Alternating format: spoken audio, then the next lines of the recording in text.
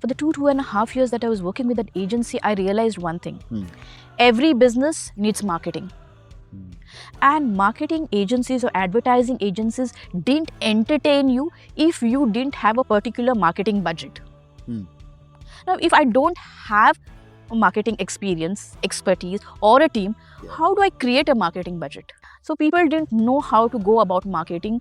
They were wasting a lot of their hard-earned money marketing the wrong things, wrong way, wrong time, wrong people.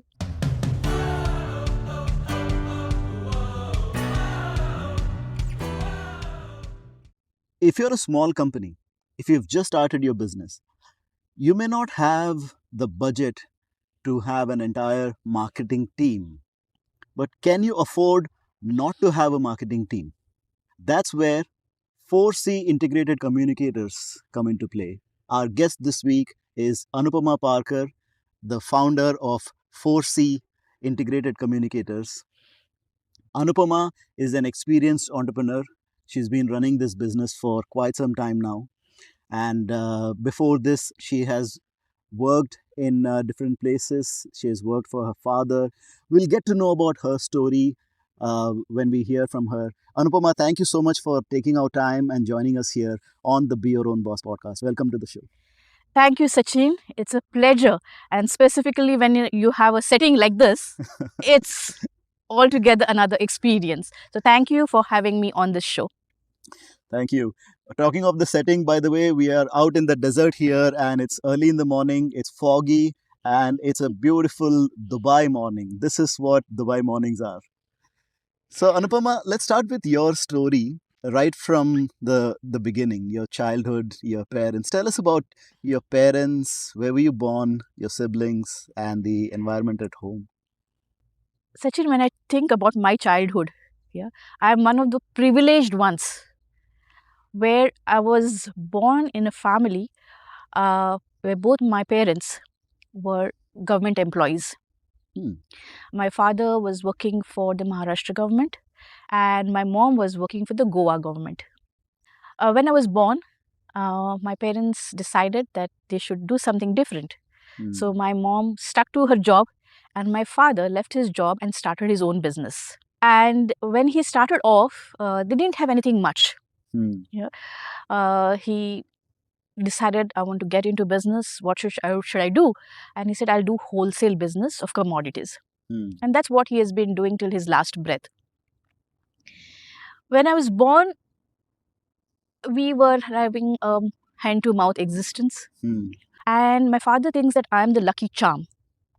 Because once I entered their life, when I was born, things changed for the better. And in the Indian context, where you say the first born, and when it's a girl, it is prosperity into the house. And that's how I was born. And I was treated likewise by my parents. Even though I had everything on a platter, they made sure that we were given all the opportunities possible. My mom was working in Goa Medical College. She has a nursing background. She has been a nurse throughout her life. Always caring about people, always pampering.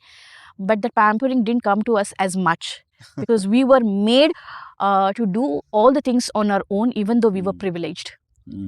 Just one call from her and things would have got done. But she made it a point that no, if you require something, you go ask for it, you do things yourself. So I still remember a situation in my life where I wanted a certificate from the collector. And I went to his office and I said, I need this urgently. And he said, sorry, I don't have time. Now, at the age of around 16, 17, where I was wanting that certificate for my college application. And he said, no. I was literally in tears. I went to the desk clerk and I said, this is my problem. Can you help me? And he said, hold on. It's your college issue. You need this certificate. I'll get it done for you. Within 10 minutes, he got the certificate done. Now, as a teenager, as a good girl, I should have just taken the certificate, said thank you and walked away. No, that's not Anupama. I went back to the collector. I said, thank you for the certificate. But I think more than you, your clerk has more clout in this office. more authority in this office. Yeah. And by the way, you're sitting here for us. Yeah. To help us. We are the reason that you are sitting here. So next time, never say no to people. Yeah. Maybe somebody has a genuine issue. I came back home. The moment I step home, my mom is asking me, where have you been? And I'm like, okay, I've been here and this is what happened. And this, I said, how did you know? I said, yeah, because that collector is my patient. Yeah. The moment I was out of his office, he gives a call to my mom and says, your daughter is a firebrand. Yeah. She needs to be a journalist. So that's how we were being raised by my parents. Even though we had everything, we had all the privileges, we were asked to do our things on our own. Yeah. Be it school, be it college, be it anywhere. Yeah. We were told to speak for ourselves. We were trained and groomed to do what was right. So independence and equality were the kind of values that were inculcated in you right from the childhood. From my childhood. Yeah. From my childhood. And when you were born, and by the time you started to like grow enough to understand things, your father was already doing his wholesale business, right? Yes. From being a non-entity to about being a multi-billionaire. Wow. Yeah, is his journey, and he's a self-made man. Nobody supported him. The only support that he had was that of my mother, because his family also, they never supported him to be an entrepreneur. He was a self-made man, just as like my mom. Yeah, she comes from a family of 5 sisters, no brothers. Yeah, and her parents taught her to be independent. Yeah, to stand up for herself. And that's how she has been. And she did her college, everything on her own, without any support from the family. And when she retired, she was the head of the nursing department in Goa Medical College. Wow. And which for this Goa state government has even awarded her for her service. Brilliant. So I come from a family of achievers, if I have to say that. Yeah. And growing up as a child, when you saw your father being a businessman, your mom an achiever, a big authority in the government sector, did you have aspirations growing up to become an entrepreneur yourself? Yes, this dream, of course, comes from my father. Yeah, because I have seen him grow day by day. Yeah, from being a small shop on the street to having a huge around 10,000 square meters of warehouse. Yeah, he grew that big in the span of around 15 to 20 years. Yeah. Yeah. So it's always from the beginning itself, I thought I'll never work for anybody. I want to work for myself. Okay. Yeah. And he kind of groomed me for that. Because for 2 years, I worked with my father after my graduation. Okay. Yeah. That was a very tragic situation, actually. Not a good one to talk about.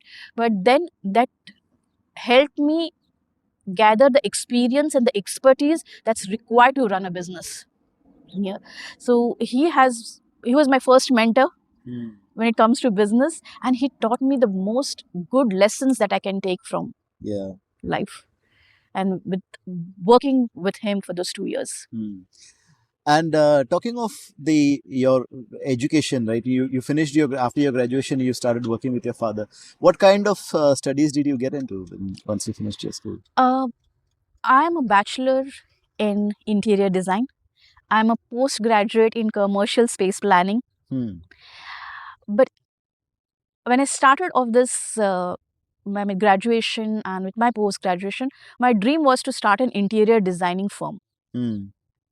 That was my aspiration. That's what I wanted to do. But it so happened that when I graduated or post-graduated in 1994, my father's business went bankrupt. Oh. Yeah. And not because of anything, but because of greedy partners. Oh. And that's one of the tragic phases that we had to face, from having everything in life to having nothing in life. Yeah. So I can say I know the value of people, I know the value of money, and most important, I know the value of time because of this one incident in my life. And I stepped out of college and I was like, wow, okay. My father had promised finance. That was not coming through. My father's situation was so bad that there was an attempt on his life and he was hospitalized. The business was bankrupt and we were practically on the streets. My mother by the time had retired. So the only saving grace was her pension that was coming in. And as a family, we decided to stick together. My brother was studying at that point of time. So we said, okay, let's stick together, but what do we do? And my father said, I don't know to do anything else except business. And that too also in commodities, nothing else. So we took a rundown place, set up a shop there in July 1994. And for 2 years, I was working under my father. For most part of the time, he was in bed. Yeah, it was very less times that he was Because supporting. he was injured. Yeah, he was injured. He had a massive head injury. And he was almost laid in bed for almost 4-5 months. So I had to handle everything on my own, knowing nothing, absolutely nothing about business. I just knew one thing, okay, you have to give a product, take in the money, that's it. That's the only transaction I knew. But then I got to know everything about a business, how to start a business, how to grow it, how to sell, how to market, how to deliver, because I was everything rolled into one. You were actually running the entire show for him because he was not able to do it. Yeah. So you were running But there was guidance from him, from his hospital bed. But then I was running the entire thing.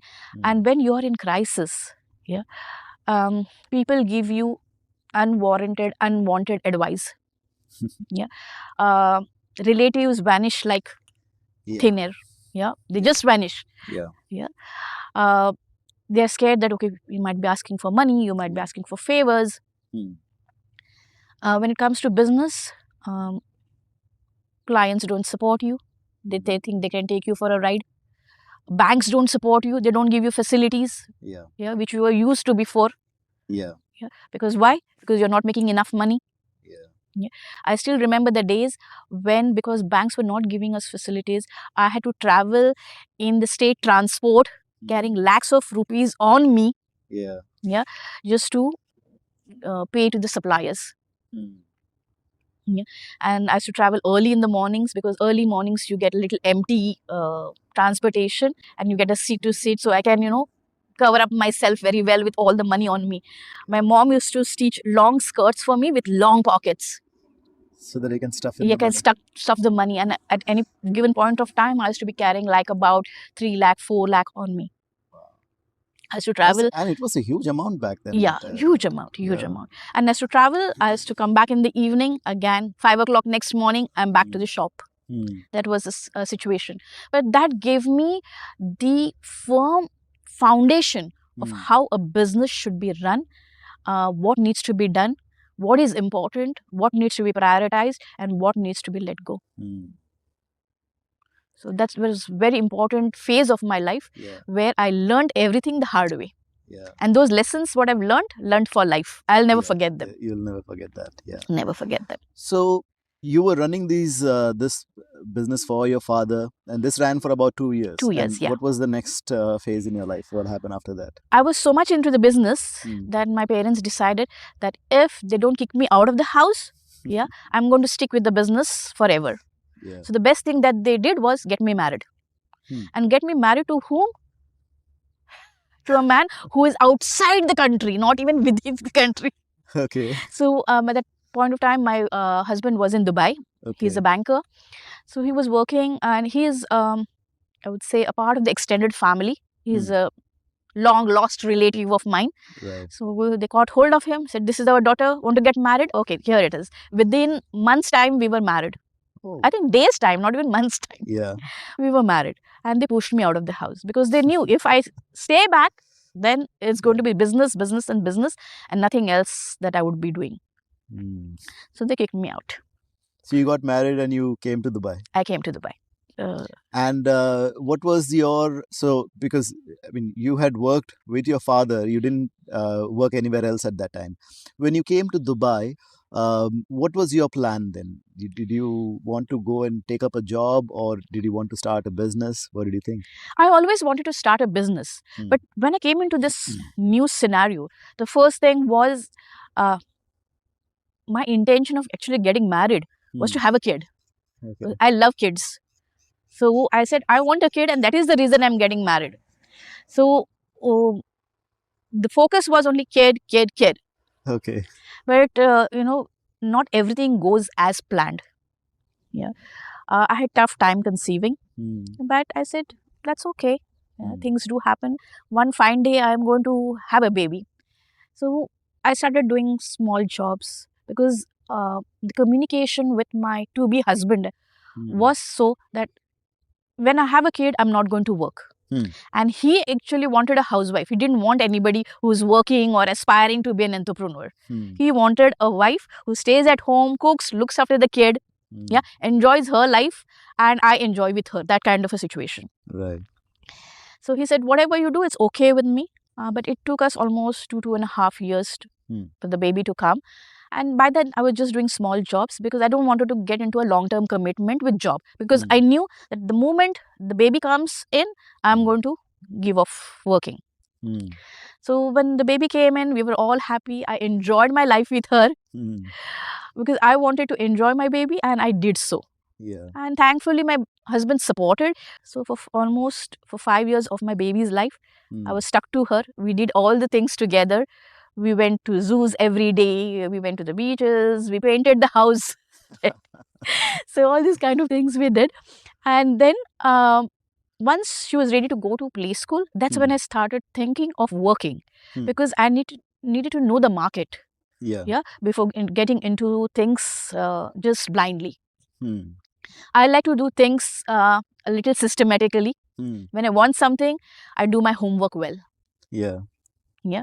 And then I make sure that I have plan A to achieve that goal, plan B, plan C, and plan D also.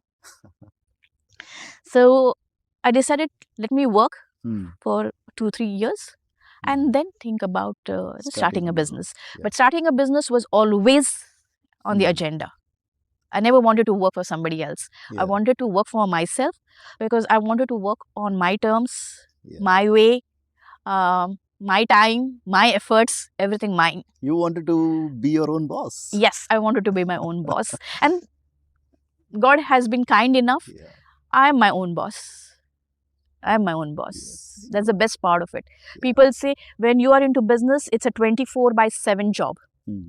I agree to that. But those 24/7 is my choice, not somebody else's choice. So if I want to work 2 o'clock in the night, nobody stops me from working. Or today, if I don't want to work, I don't work. Simple. It's my choice at the end of it. That's beautifully put. Very well said. Yes. That's the beauty of being your own boss. Absolutely. You have the control. Control.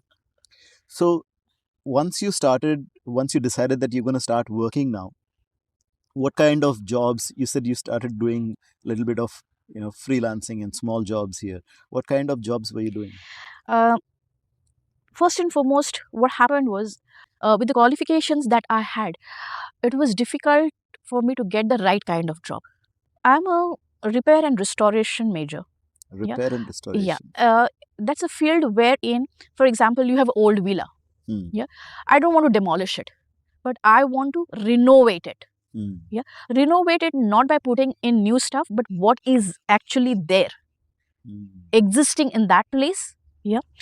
We kind of recycle it, reuse it, and create it into a new functional element of the setting. So that was my major, and that's what I was pursuing to do. But it was not happening in Dubai. So I did about 2-3 firms I joined, and I said I gave up. I said I'm not interested. This is not what I'm pursuing to do. This is not something that excites me.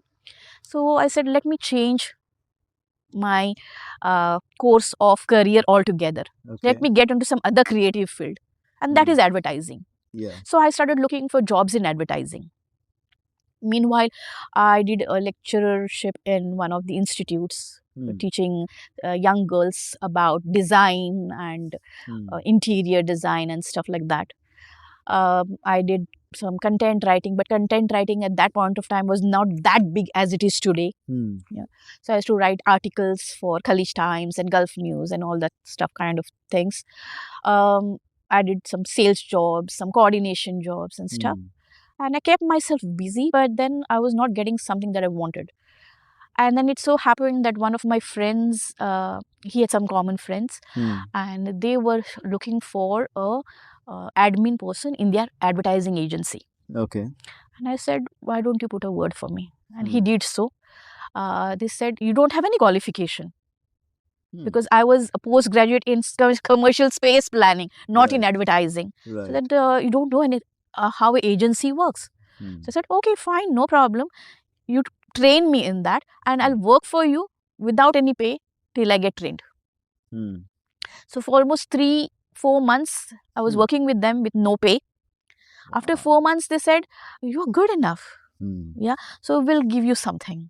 So they gave me a 2,000 dirham salary and I started working. At that, in 2004, 2000 was quite a substantial amount. Yeah. So I said, okay. And this firm was in Sharjah. So I used to travel from Dubai to Sharjah every day. Yeah. I used to come home at around 2 o'clock, 2:30 because my daughter was then. I had to take care of her. Yeah. So I had best of both the worlds. I was getting trained in an advertising agency. I was earning a bit and I was taking care of my daughter as well. Yeah. And that's how it started. And after that, there was no looking back.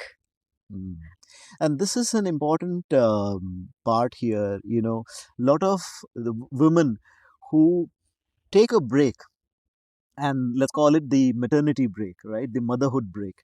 Usually this break is 1 to 2 years or sometimes even 5 years in your case. Getting back into the workforce after this is challenging for a lot of women, right? And for you, it was like you didn't have the experience here in Dubai, so it was a new way of. Did you face challenges, from that perspective? Lot of it. And how did you overcome? Lot of many concerns. The first and foremost was, of course, my degree itself, my qualification itself. I was not getting the right kind of job. The second question was about my gap.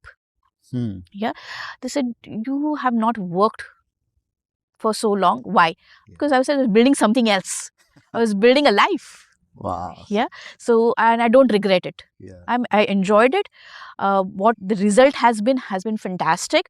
So I will not take that as a dent in my career. Yeah. It actually enhanced my career because now I can multitask. I can do so many more things better than what I used to do earlier. Yeah. The third was, of course, you are new to Dubai market. You have not worked in Dubai. Yeah? So how do we justify hiring you? And I said, if you don't give me a chance, you'll never know. Just give me a chance. I'll share a story with you. When I went for an interview, this is exactly what they said. Yeah, I said, see, I have been working with another agency for the past 2 years. Yeah, and if that doesn't suffice for experience and expertise, then I'm sorry to say you got the wrong person. But now that you have got a good setup and I really want to work for you people, I'll give you an offer. I'll work for you 15 days free of cost. On the 15th day, if you think I'm not good for your agency, I'll take it. But if I am good, then you'll hire me without any further questions. They said, okay. They took up the challenge. Okay. They took up the offer. I worked for them for 15 days. On the 15th day, I walked into the boss's office and I said, this is my last day today. Yeah. Yeah. Whatever is your decision, this is my phone number. Yeah. I walked out. For almost 2 weeks, I kept them on their toes, following me to join them. So they were calling you up and yes, and you kept them waiting. Yes, I kept them waiting for 2 weeks. Okay. And then when I joined, they had advertised the position for a media coordinator at a salary package of 2,000 dirhams. Yeah, this was in 2005. When I signed the offer letter, Hmm. the salary they offered me was AED 4,000. Wow. So you asked them double the amount of what they I were. didn't ask. Yeah. They just gave. They offered it on their own. Yes, they offered in their own. What made you keep them waiting for 1-2 weeks? What was your thought? I just kept them waiting for two reasons. Okay. One, I was out of the country. Okay. Yeah, that was one thing. Second thing was I just wanted to know what's my worth. Yeah, and when I saw the offer letter, I knew that was much more valuable than what I thought I was. Yeah. When I resigned from that company, almost 2.5 years later, it took them 6 months to approve my resignation. They were not ready to let me go. Yeah. They said, "You are an asset. We don't want it. What do you want?" Yeah, and in that 2.5 years time, my salary had doubled again. Yeah, so I was earning almost 8,000 dirhams. That was in 2008. Yeah. They just were not able to understand why I wanted to leave the job. Yeah. And why did you want to leave the job? I got bored. You got bored? Yeah, because it was a routine job. I was not learning anything more. I was feeling stagnated. I wanted an adventure every day. Meet new people, do new things, brainstorm new ideas, impact people, share my knowledge. I was buzzing with excitement, with enthusiasm, and this agency was not giving me those kind of opportunities to do that. Yeah. So I said, no, it's high time now. Say ma salama, get out and start on your own. Yeah. And did you have an idea of what you wanted to start at that time? Yes. I had an idea because for the 2.5 years that I was working with that agency, I realized one thing. Every business needs marketing. And marketing agencies or advertising agencies didn't entertain you if you didn't have a particular marketing budget. Now, if I don't have a marketing experience, expertise, or a team, how do I create a marketing budget? Yeah, it's like a vicious circle. Yeah. So people didn't know how to go about marketing. They were wasting a lot of their hard-earned money marketing the wrong things, wrong way, wrong time, wrong people. I said, this is my market. And if I have to say, Dubai is driven by SMEs. Yes. Yeah, and a lot of SMEs do not have, till date, do not have in-house marketing departments. So I knew what I wanted to do. I wanted to be their marketing department. Brilliant. And I said, if this is my market, then why should I worry? 80% of Dubai is my market. And why should I worry? Yeah, I can have the entire cake, or I can share it with people and enjoy my share. And that's how I decided on this concept or this positioning of 4C Integrated Communicators, your offsite marketing department. Your offsite marketing department. And 4C Integrated Communicators, what was your thought process behind the name? What's the 4C? 4C, F-O-R-E-S-E-E. It's an English word which means forecasting, predicting. To foresee. Okay. Yes. Now, as a creative agency, we just played with the words and made it into 4 as in the digit and C as in Charlie. Right.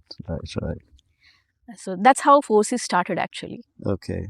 That's the way it started. That we wanted to be your offsite marketing department. Offsite because we're not sitting in your office, but we are acting as your marketing department. I don't like the word outsourced because it just kind of shifts the onus on quite different people who are not part of your business. Yeah, but we wanted to be a part of your business. We wanted to be your collaborators. We wanted to be your partners. So we take the onus of the business on ourselves as well. And that's the reason the word offsite. Right. And so you were the marketing partners. Yes. On that note, we're going to take a short break here because it has started drizzling a little bit here. So this is a nice, the weather is so beautiful. Super. We're going to take a short break and we'll be right back.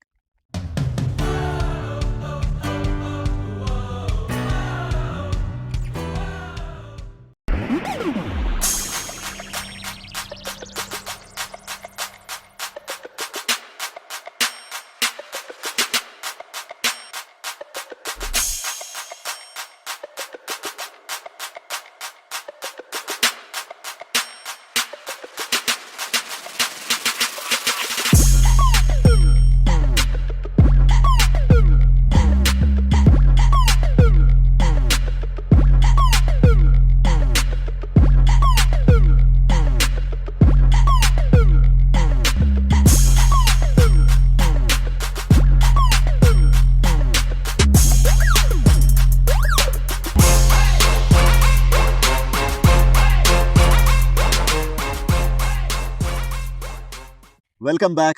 Now we continue our conversation with Anupama Parkar, the founder of 4C Integrated Communicators.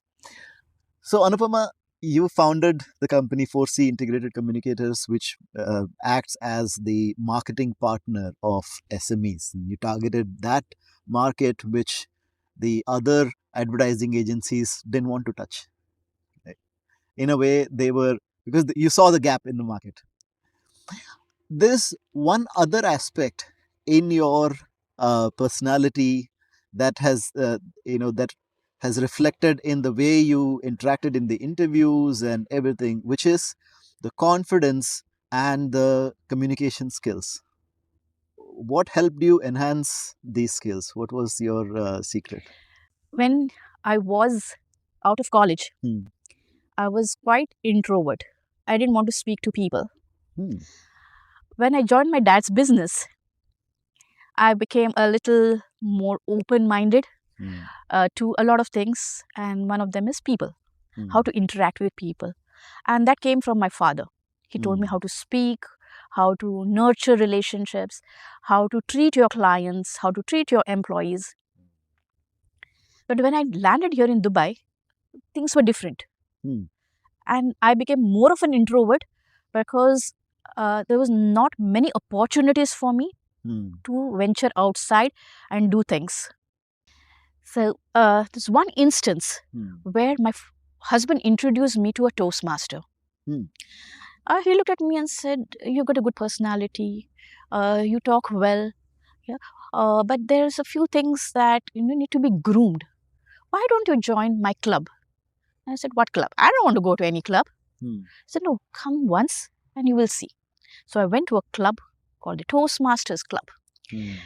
and I was impressed with what I saw. The way people were talking, the way people were interacting with each other, as if they knew me since my childhood. Yeah. And I said, "This is what I want to become." So I said, "How can I join?" Hmm. And in 2002, Hmm. I joined Toastmasters. And it changed the way I behaved, I spoke, I listened, I interacted with people. And that has helped me a long way. So many times you will see me crediting my success to Toastmasters Yeah. because it taught me a lot of things. The kind of mentors I got in Toastmasters, they helped me groom each and every aspect of my personality, right? From the way I speak, the way I listen to people, the way I interact, the way I behave, even the way I dress. Yeah. They told me that just dressing is not about just putting clothes on yourself, it is about making a statement. Yeah. So today, if you see, I'm wearing something with a nice picture on here. Yeah. This is because I want to make a statement. Yeah. Yeah, that I'm a woman of power. Woman of power. Yeah. And that is the reason I credit my entire success journey to Toastmasters because Yeah. they have supported me from day one. Hmm. They've told me how to behave, talk, speak, listen, everything. And that has been a great journey. So, for the audience, for the listeners, if you haven't heard of Toastmasters or if you don't know anyone else who is a Toastmaster, then just go to www.toastmasters.org and you can find a club near you. If you know someone who is a Toastmaster, just contact that person and join Toastmasters if you haven't already, because this is one step that you take that will change your life. It'll be one of the most important steps in your life. Right, Anupama? Right. I have been thankful for that moment in my life where I took that decision to join the club. And Yeah, I've never regretted since. brilliant. So coming back to 4C, and I love the way you named it 4C because you can 4C. So tell us about that, the starting of the business. You decided that you want to start, you quit your job, and what was that process like? Did you require capital to start it and registration and things like that? Talk us through that process. Sachin, I'm a privileged one. Hmm. Whenever I wanted something, yeah, the Almighty has made sure that it was made available to me. So when I decided that I wanted to start a business, the first thing I realized was that I didn't have a qualification because every time that I had interviews or I interacted with my fraternity, the marketing or advertising fraternity, I realized they were talking about MBAs and that kind of degrees from Harvard and this school and economics. And I said, I don't have any qualification. So first let me go and have a qualification. So I joined a full-time college. I got my master's in marketing and advertising. That's the first thing I did. Second thing was now about capital, you asked. I didn't have any capital. My husband had told me in the beginning itself, even before when we decided to get married, whatever you do, you want to do business, okay, you're free to do so, but don't get me involved. So asking him for finance was something that I didn't want to do. Yeah. Now what do? I said, okay, let me do some freelancing jobs, try to build up a pot, a little bit of savings that I had so I can get on with the business. But an opportunity came my way, wherein the Toastmasters fraternity required an event management license to run one of their annual events, which is called DTAC.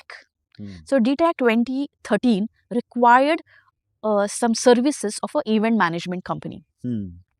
I was sitting with the DTAC chair at that point of time, and he said, this is a concern that we have. We don't know who to approach. And I gave him an offer.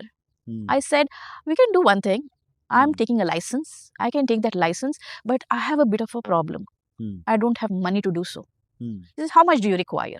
I said, this is the amount that I require. He said, if I give it to you, you take that license, we do the DTAC, and then you can pay us and take the license. Yeah. And I said, great.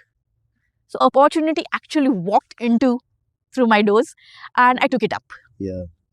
And that's how Foci started. And so I had plans of starting it in somewhere around March 2013, but we registered the company in July 2012. Wow, 1 year earlier than the plan. Almost a year earlier than it was expected to. Yeah.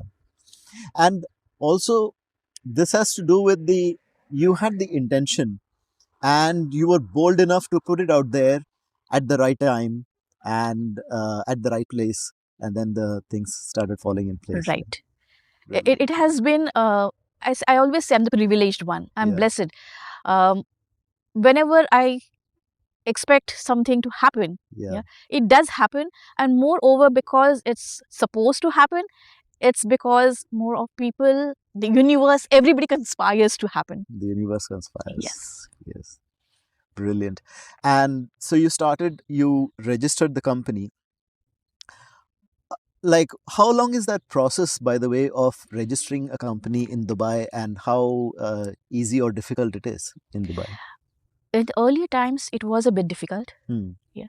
But currently, if I have to say, in today's scenario, a company can be registered within minutes. Minutes? Yes.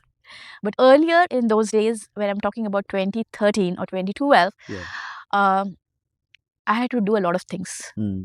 Because Dubai is quite a dynamic market with so many licensing authorities that it's quite confusing for people when they want to start a business. But this is specifically for the audience. If you're listening to this, please, and if you are wanting to start a business, when in Dubai, you have 3 things that are important.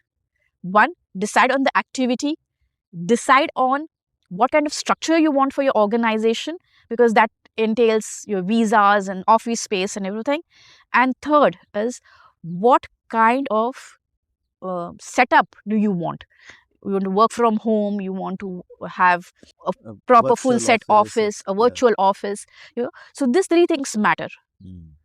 If you can specify these 3 things, it's much more easier. It's not always about the money. Because today, if you think, this entity is giving me a license in 6,000, by the time you get the license in hand, it might take you to 40,000. So it's not about the money. It's about the activity, the setup, and the structure of the company that you require to have. Right. So decide what you want to do, what your business is all about, and then the licensing can be done according to according to it. Got it. According to it. Because that's the first hurdle that business owners or budding entrepreneurs face. Because there are so many options and you don't know which one to pick up. So if you want to pick up the right one for you, first and foremost, you need to finalize on these 3 things. Right. And then it becomes easier. So, if you put it in other words, decide what you want to do, for whom you want to do, and how you want to do. How you want to That's do. your business. That once you have answers to all these questions, that Yes. can help you do the licensing. Do the licensing. And once you got your licensing, you started to help this for the DTAC event. You set up the thing. Now, in the line of business you're in, you need to hire a lot of people. Either hire them on your on board your company, or at least outsource some of the things to activities. So, talk us through that process. That the first time when you did it for DTAC, how was that experience? DTAC was the beginning for 4C, a one-woman show. I was just one person handling the company. And events don't happen like that. For events, you need a lot of resources. You need a lot of people resources. Yeah. So we had a lot of volunteers because it's a Toastmaster event. Yeah. But volunteers to do all the groundwork. Yeah. But the major part of it, where you need a microsite, you need travel assistance, you need logistics, you need venue. Yeah. For this, I had to hire people. Yeah. And that was an experience in itself. It gave me a lot of learning, how to pick up the right people, how to shortlist people to do the kind of job we want to be done. So that gave me such a good foundation of organizing events that today I just do it on a piece of paper and give it to my team. Yeah. And they take care of it. Yeah. And they say, how do you manage to pick each and every aspect of it? Yeah. So because it's ingrained now. Yeah, it's become a habit. That. Yeah. Yes. But that was a huge task then. Now it's much more easier. Yeah. And I want to ask you about the hiring process in a little more detail here, because this is important for for people who are just getting started there, right? Now, you're at a stage where you want to hire people and get the work done, but you don't have the revenue yet, right? So you're going to have to pay them every month, right? Because you're hiring people. You're gonna, that involves their visas, their insurance, their salaries, and all of this. So, how did you manage this in your case? 4C has been privileged as I am. We never had dearth of good clients. So even with DTAC, yeah, we said that, okay, we'll do everything of this, but before that, we need a little bit of money in hand to execute. So we need at least this much of advance to be paid. And they paid. And that's the reason till date, 4C has worked on give no credit, take no credit policy. We work on advance. Yeah. And people say, no, it's difficult. How are you going to be a successful business if I don't give credit, if I don't do this? If you ask, everything happens. Yeah. For past 10 years, we never had a problem. Yeah. When we asked for advance, we say, okay, this is the advance we require. For events, we take 100% advance. And people pay 100% advance. And here's the proof. Yes. 4C has been doing it for 10 years. 10 years. Of some things like we do website and app developments, we have phased payment plans, where you say, okay, pay 50%, then you pay 30%. And people are ready. If people believe in you and convinced with the kind of work you're going to deliver, there are no hassles at all. It can be done. Nothing is impossible. That's a very, very practical tip and a very important point you mentioned here, that you don't have to always give credit and go into that cycle. This is yes. And you have that experience here. So you started, you hired the people, you worked on DTAC, you delivered it, and from there, what was your strategy of growing 4C into the entity that it has become today? For me, 4C is my baby. Yeah, I am in the 4C mode 24/7. Yeah. So when I speak about my sales pitch, if I have to say, I'm selling 4C or marketing 4C, it's always with passion. So when there is passion, people understand it. We Toastmasters say that almost 70% of your communication is non-verbal. Yeah. So when I start talking about 4C, people are like so convinced that I don't have to sell them. Yeah. Just the marketing aspect is enough for me to sell 4C concepts. Yeah. So I never had an issue that I have to create a specific strategy to pitch in for clients. Yes, but we know who we are pitching to. I don't pitch my company or my services to MNCs. They have everything. Right. Yeah. For me, my target audience is solopreneurs or startups or SMEs who do not have a marketing department in their company, right, or their marketing department is handled by one person. They themselves. Yeah, they themselves. Yeah. So I know who I'm talking to, and once I start talking to them, the next question is, okay, we require all these services. Okay, when are you going to send the proposal? Yeah, that's the next question. I don't have to do anything more. Right. So I never built a very specific strategy that this is the way I am going to approach my clients. This is the way I'm going to sell. These are the words I'm going. No, we never did that.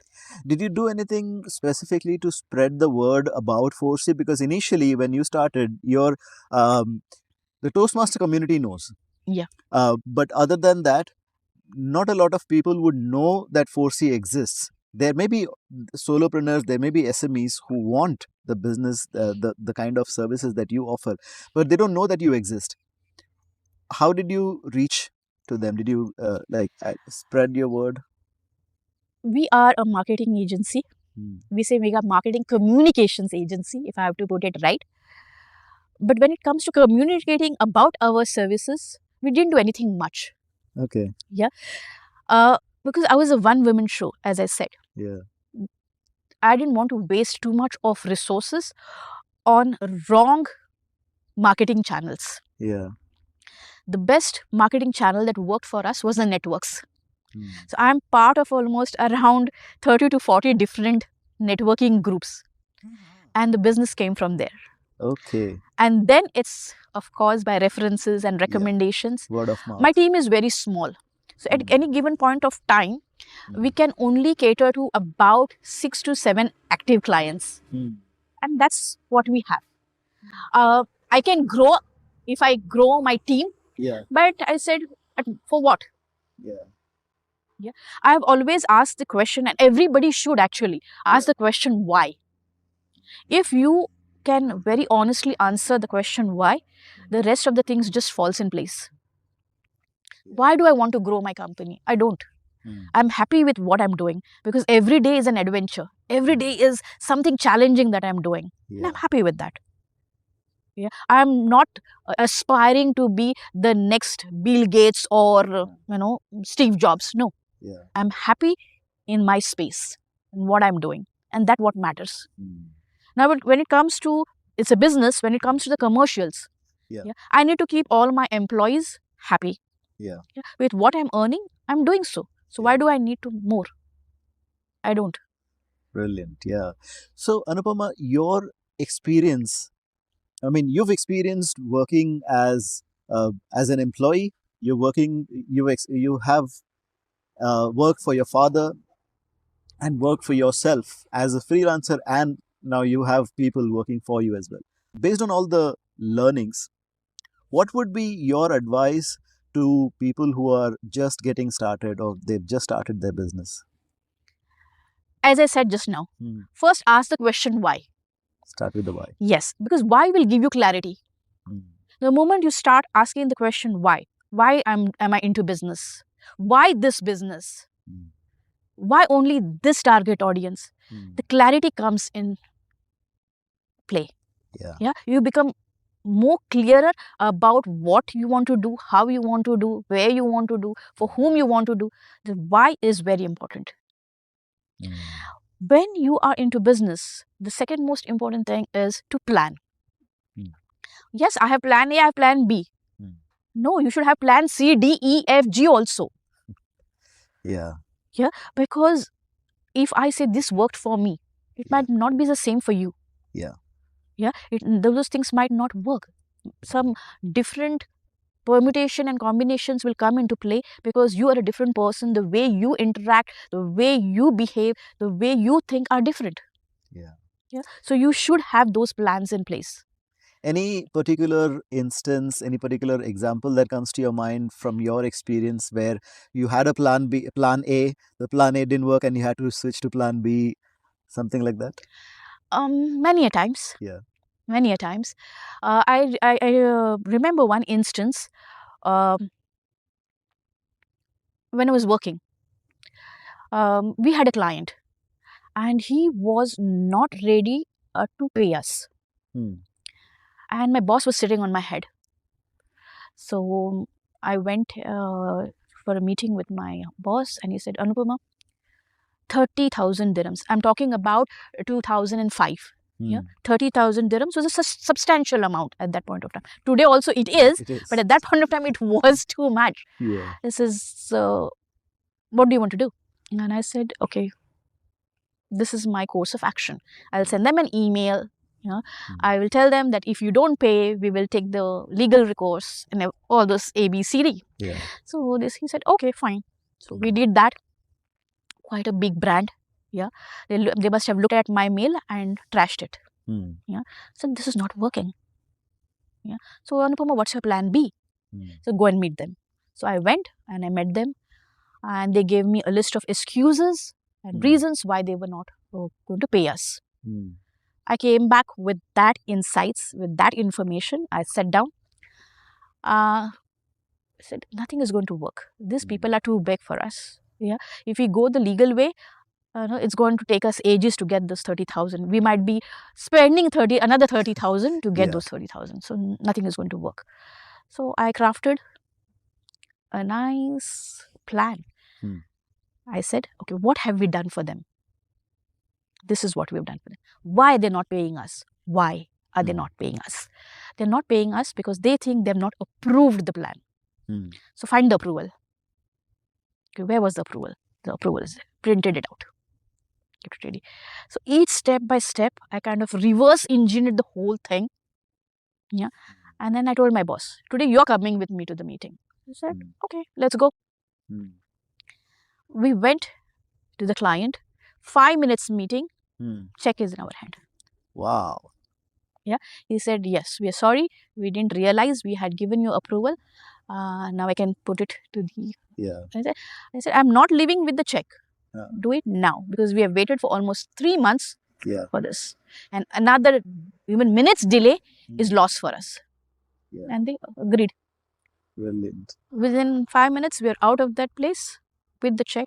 And my boss, after that, was not ready to let me go. That was the reason. So you should have plans in place. Plans in place. Yeah, you should have planning plans is very, in place. very critical here. Yeah. Sometimes you have to act as a devil's advocate to yourselves sometimes. That if this happens, if not, what if? But the most important question you ask always is why.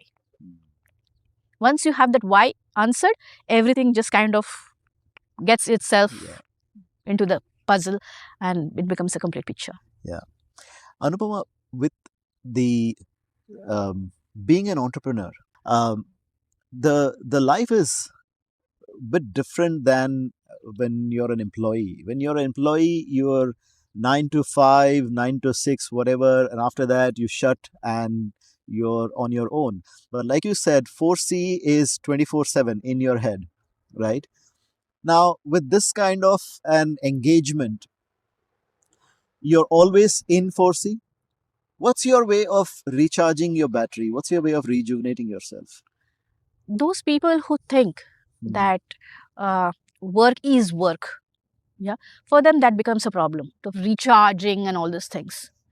But when your entire life and whatever you do within it is passion, is something that you enjoy, something that you can do to even relax, you don't feel that it is a burden. For me, stress only comes when there are specific deadlines. Like I have a deadline to achieve something like maybe a media release. Because Gulf News and Khalij Times are not going to wait for you. Right? And that used to happen in the beginning when I used to have a deadline. I used to get all tipsy and all over the place. What to do, I have a deadline.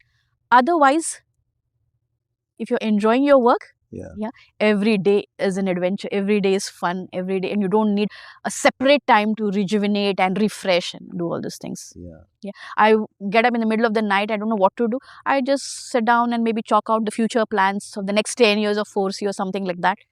Yeah. The way I think about my daughter, Mm. the same thing way I think about 4C. It's just a part of my life. It's Yeah. not something separate. It's your second child. Yes, it's my second child. Yeah. That's very well said, Anupama, and I relate to it myself as well. You know, with Be Your Own Boss, I'm so passionate about this that I don't need to go out and recharge recharge my battery. It's my energy comes from this. Absolutely right. When you can relate, I can also relate to what you're saying, because whatever we do, Yeah. it's like fun. It's like part of life. I'm not doing something different. I'm not something doing like, oh God, I have to do this. I have to go for a meeting. No, no more. You don't have I to. have to. I don't have to. I don't have Yeah. to. Looking back at your journey from the girl who started as managing the business for your father and not knowing how to handle things, and knowing the only transaction you knew was you take products, you give products, you take money, and from there to the businesswoman that you've become. What's you know what's that one quality, or who's that one person that you would give the credit to for your success? My father. Your father. My father taught me a lot of things. He taught me the value of money. He taught me the value of people. Mm. The biggest and most important lesson that I've got from my father is that business is not something that's done only for profits. It's done for people. He always said, business is for people, by people. Yeah. It's a living, thriving, breathing entity. Businesses are not abstracts. And if you put people first in your business, you will never fail. And when I mean by people, it's your clients, it's your employees, it's your partners, your suppliers, your vendors. And that's what has kept 4C in a big state. We put people first. Even our premise says we are client centric. We are collaborators. Yeah. Why? Because people come first. If you put people first, they make sure that you succeed and you never fail. Yeah. They support you with anything and everything. Yeah. Because when you care about people, people care about you, and Absolutely. then they give back. They give back. And I have seen this in my father's business when it went bankrupt. We bounced back because of people around us. We as a family stuck together. When we started off our shop, a few employees who were working with my father earlier, they joined us saying that you supported us in our times of needs. Now it's your time of need, we'll support you. Yeah. They supported us. Then clients started supporting us, and that's how the business bounced back again to being a successful one. Same thing I have carried to 4C. Say people come first. This one thing I want to mention here.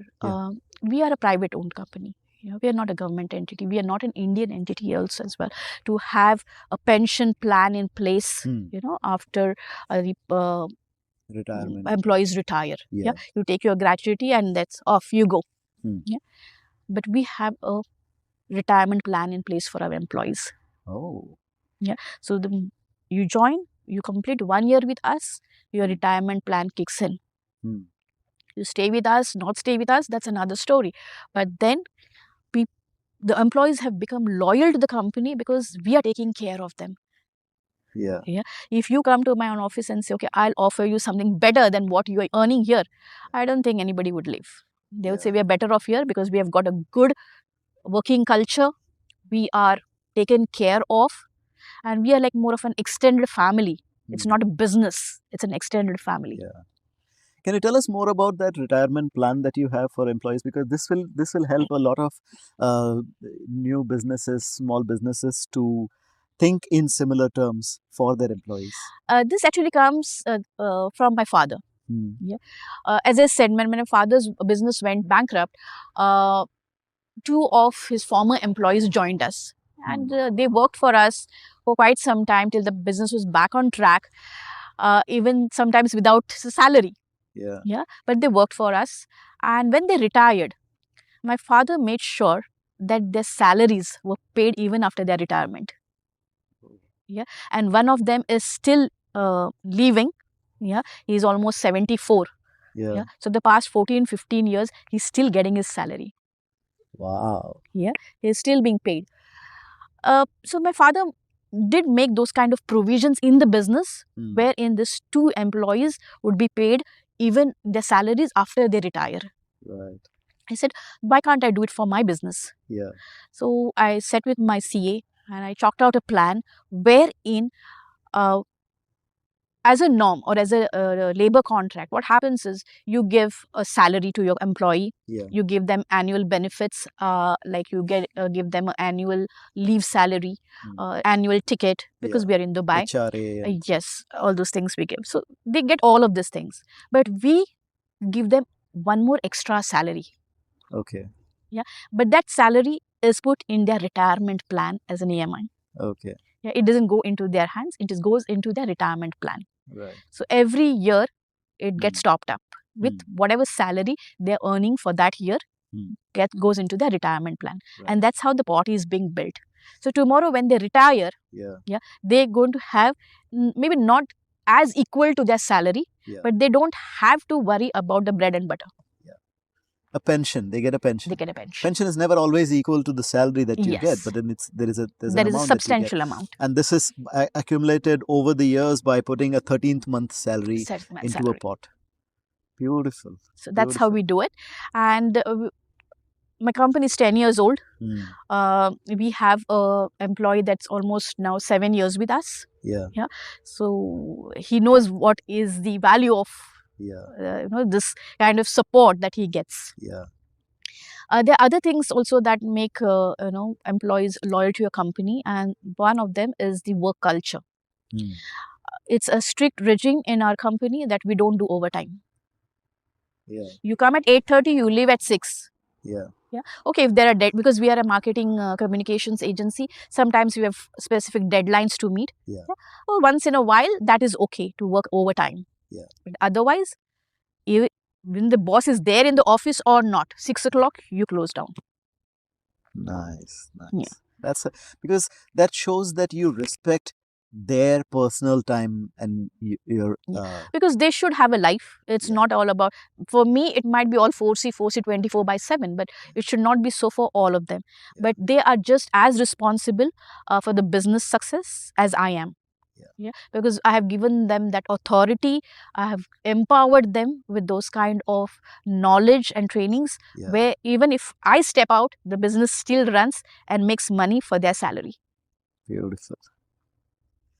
Anupama, it has been such a wonderful conversation and so much of learning in this 1 hour of thank you so much for sharing your journey and these nuggets of wisdom with us. Thanks for coming on the show.